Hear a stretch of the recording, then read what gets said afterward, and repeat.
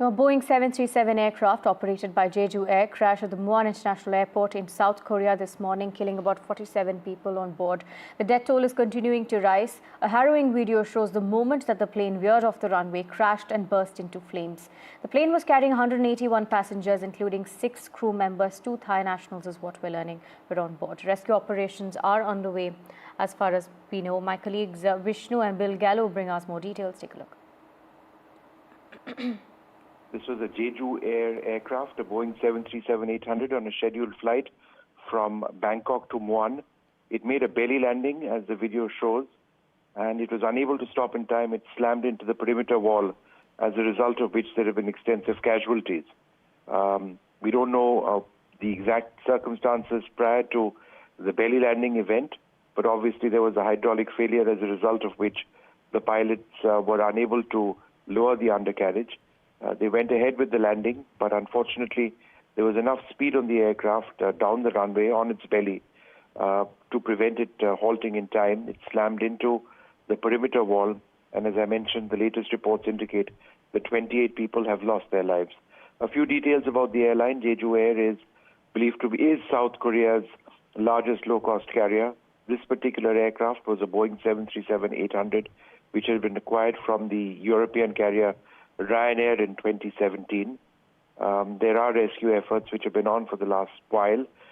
There was an intense fire which broke out after the aircraft slammed into the perimeter wall. 28 people have lost their lives.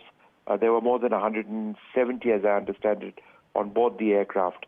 Let us hope that the number of those who've survived remains relatively high, but a sad tragedy that's taken place. It comes just a couple of days after Russian forces accidentally shot down an Azerbaijani aircraft which crashed upon a landing attempt in Kazakhstan. So it's been a sad week for international aviation. You can definitely see from that video that the landing gear was not extended. The question is why. Some South Korean news reports are quoting officials as saying that perhaps a bird collision, some type of bird strike, was responsible for some sort of failure with that landing gear, and that the plane actually attempted, or in some fashion tried to land the plane a first time. It did not succeed, so it came around a second time, apparently trying to land the plane without the landing gear deployed. As you can see, it was not able to slow down. It exploded. The explosion, the fiery crash you see there, is occurring at a relatively high rate of speed. So obviously we've got a lot of details yet to be uncovered, but there's a lot that you can see even just from that video, unfortunately. It seems there were 2 Thai nationals on board. The rest were South Koreans. These people, probably many of them, were coming from Thailand on vacation. It's quite cold here in Korea. So, Thailand is a very popular vacation destination for Koreans. Probably, in some sense, this makes it even more tragic that people just going to try to sort of have a good time and relax with their families. We don't have any more details about the number of children or things on board, but this terribly sad story, and as your colleague mentioned, has come in the context of other recent sort of plane accidents and mishaps. So really an unfortunate event here. South Korea has a good reputation, honestly, for aviation safety. As has been mentioned, Jeju Air is a low-cost airline. I've taken it very many times. It has seemed very much in line with other low-cost airlines, but also I've never felt unsafe. There have not been recent crashes in South Korea of airplanes. So, it is quite tragic anytime this happens, but I think sort of unexpected in some ways that it would happen in South Korea. It comes at a bit of a different time here in South Korea with this political crisis that we're experiencing. South Korea is now on its 3rd president in several weeks. So sort of the upper levels of the Korean government are going to need to work very hard to make sure everything is coordinated and in sync in order to be able to respond and communicate during this crisis. My colleague Vishal joins us with more details. Vishal, now the death toll has risen to 47 as rescue operations continue there.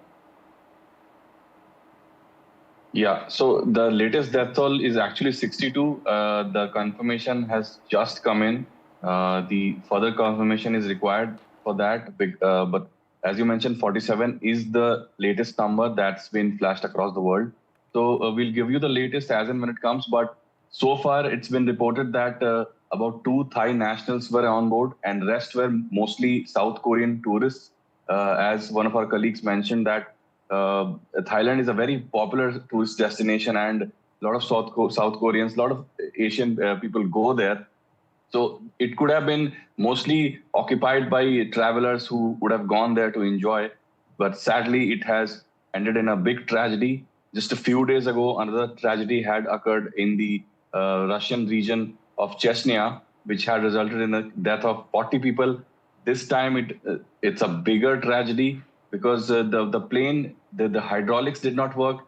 The lower carriage could not be, deployed, and that had resulted in a belly landing. The visuals have been there for the last 2 hours, and we can see that the plane landing without the tires. So that resulted in it skidding off the runway and slamming into one of the walls of the airport.